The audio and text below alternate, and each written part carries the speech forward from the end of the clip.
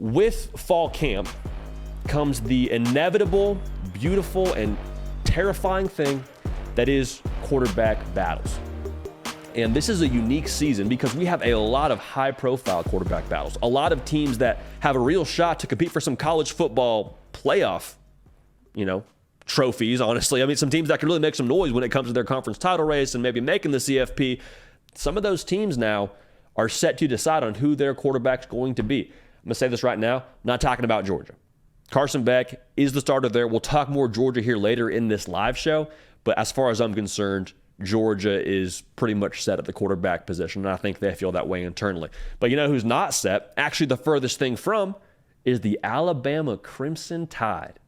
How about that? Nick Saban has got not one, not two, but three quarterbacks to choose from, in my humble opinion, when it comes to fall camp right now.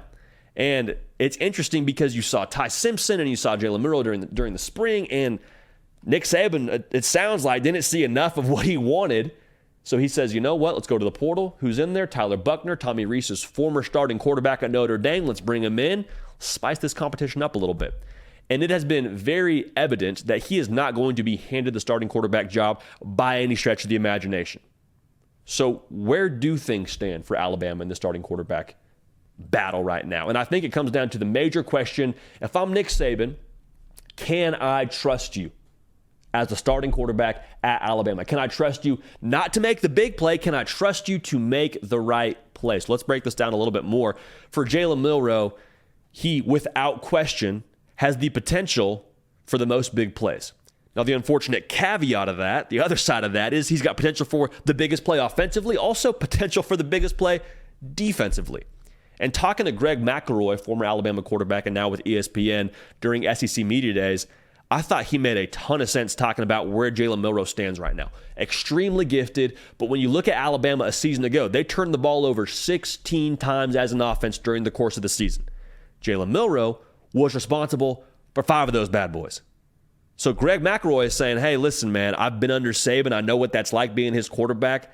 That's not something that he just, etches sketches and dry erase board and I'll forget about that when the new season gets here. That doesn't help you when it comes to Nick Saban. So the trust factor with Jalen Milroe consistently making the right play, I wonder how that shakes out. I'm sure fall camp will give us a good litmus test for it, but I'm curious to see how that shakes out when it comes to some of that scrimmage intel. Now, Tyler Buchner, we just mentioned him, transferred from Notre Dame to Alabama. Very important to note, he did not get any time with Alabama during spring football. He wasn't there. And I think there's something to be said, especially at a place like Alabama, for winning the locker room.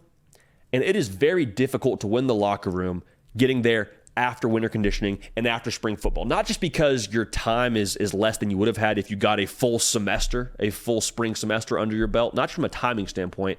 I think there's something to be said for just going through the suck with your boys. Just being in the foxhole with your guys. Because winter conditioning and spring football, I can tell you, having been through both of those, they are a lot of fun, and you look back on them fondly with great memories, but those times of the year suck.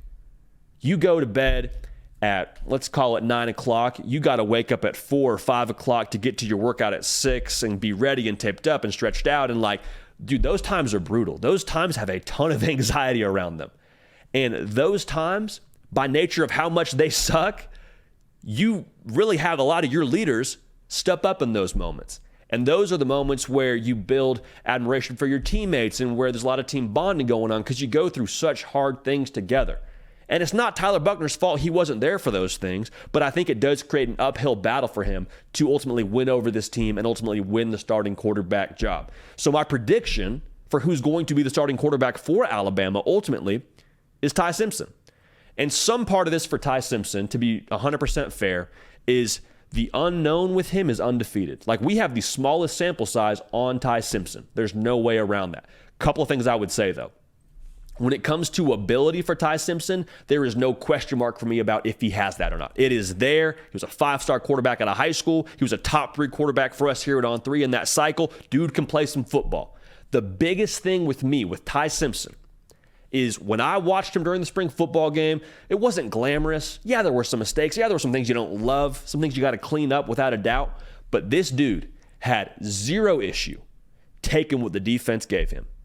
And I think if you can take what the defense gives you in this Tommy Rees offense, you're going to be set up for success. So I think the ability is there. I think he's going to do what is asked of him as the quarterback at Alabama. Does he win the Heisman Trophy? I don't know. I don't think it's going to be built for him to really have the offense go through him. But I think he will do what is required of him. I think he will be consistent. I think he'll make the right decision based on what I saw in that spring football game. And ultimately, I think by Texas, he will be your starting quarterback. Do they make a decision by game one? I think if you have the luxury to let those cats battle it out and have one more real sample, an in-game sample for these guys, great. But for me, Ty Simpson is going to be the starting quarterback at Alabama. If you're watching live, please like the video. Also, we're on podcast, Apple, and Spotify. Type in The Hard Count with JD Pickell, and we'll be there. So thank you for that. Also, subscribe to the channel. We are surging towards 100,000 subscribers. Would love to have you a part of the operation. So thank you in advance for that. So our next quarterback battle we're going to predict is Florida. In Florida, for me, this is not so much about who's going to win this job out of fall camp. It's going to be Graham Mertz.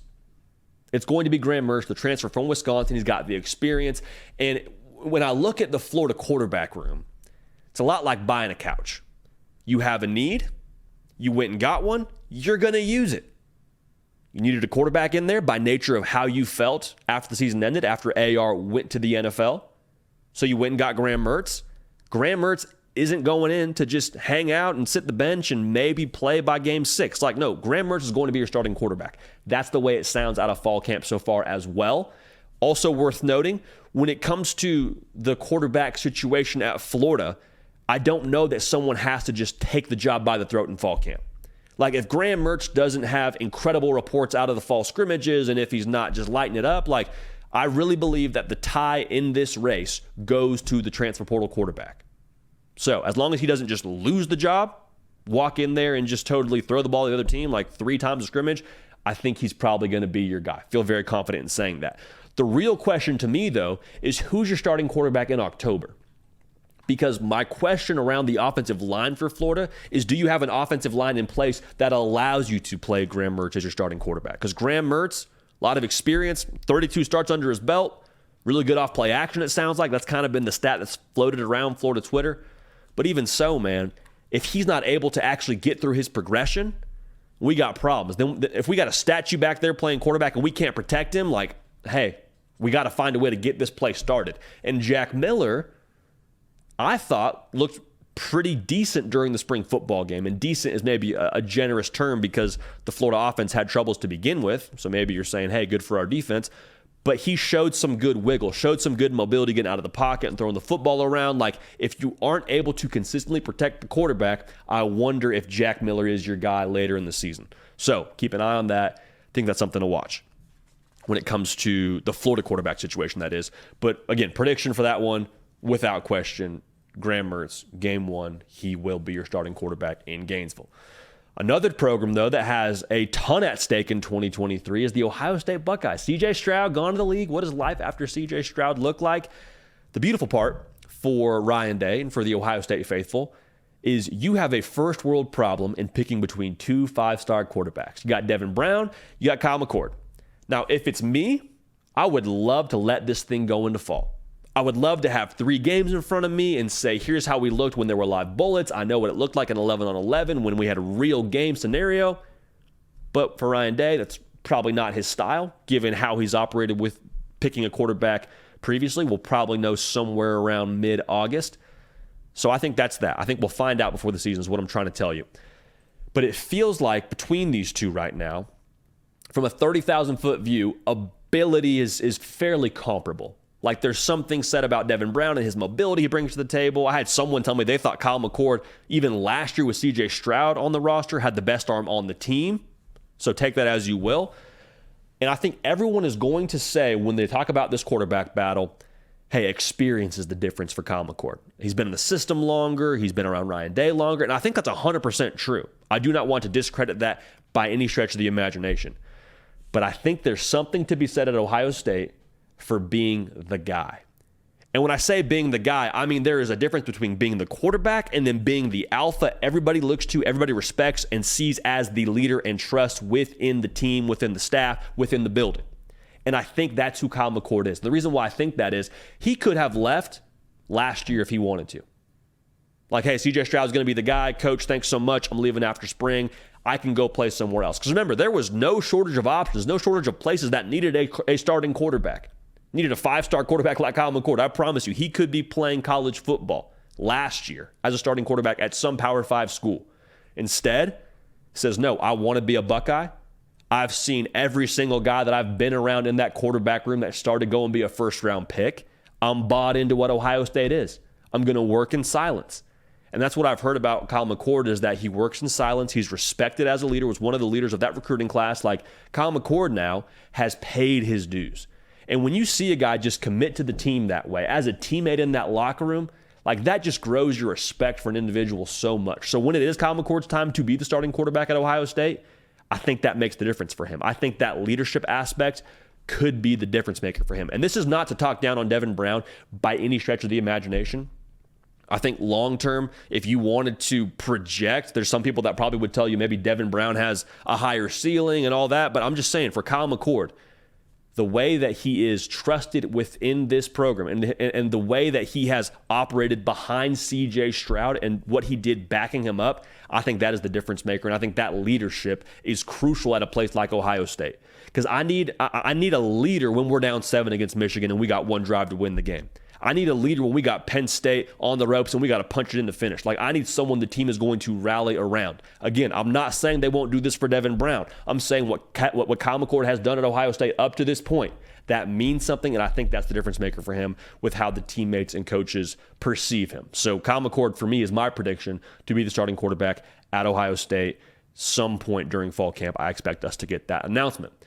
Now, the most interesting quarterback battle, it's got to be Ole Miss, right? Because Lane Kiffin, he's got Jackson Dart on the roster, and then he goes in and brings in not one, but 2 quarterbacks. You got Walker Howard from LSU joining the roster, and you got Spencer Sanders still playing college football from Oklahoma State to Ole Miss, and Spencer Sanders has no more eligibility left if he does not start this coming season. He's got 1 year left, all right?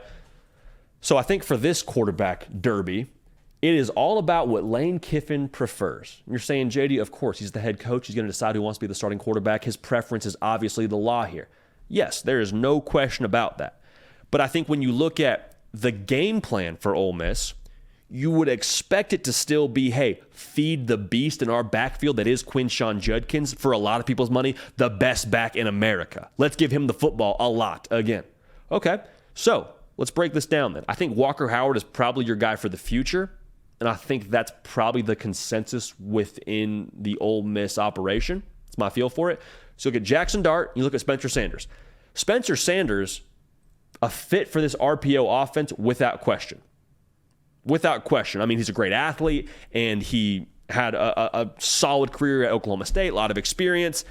But I think it comes down to, do you want to stick with that game plan of feeding Quinshon Judkins? I would expect you to do that. Okay, so do you want to have a complement to that? Or do you want to double down on being dangerous in the run game? Because Spencer Sanders, really good athlete, like I talked about. He's had highs, he's had lows. But over the course of his career, he has been 67 touchdowns, 40 interceptions. I understand he does a lot with his legs. I get that. But throwing the football, if you want to be two-dimensional, that makes me nervous. I don't like that if I want to throw the football at Ole Miss and if I'm Lane Kiffin. And I think to win games in the SEC, if they want to compete for the West, you got to have more than one trick up your sleeve. And so in order to do that, I think you go with Jackson Dart.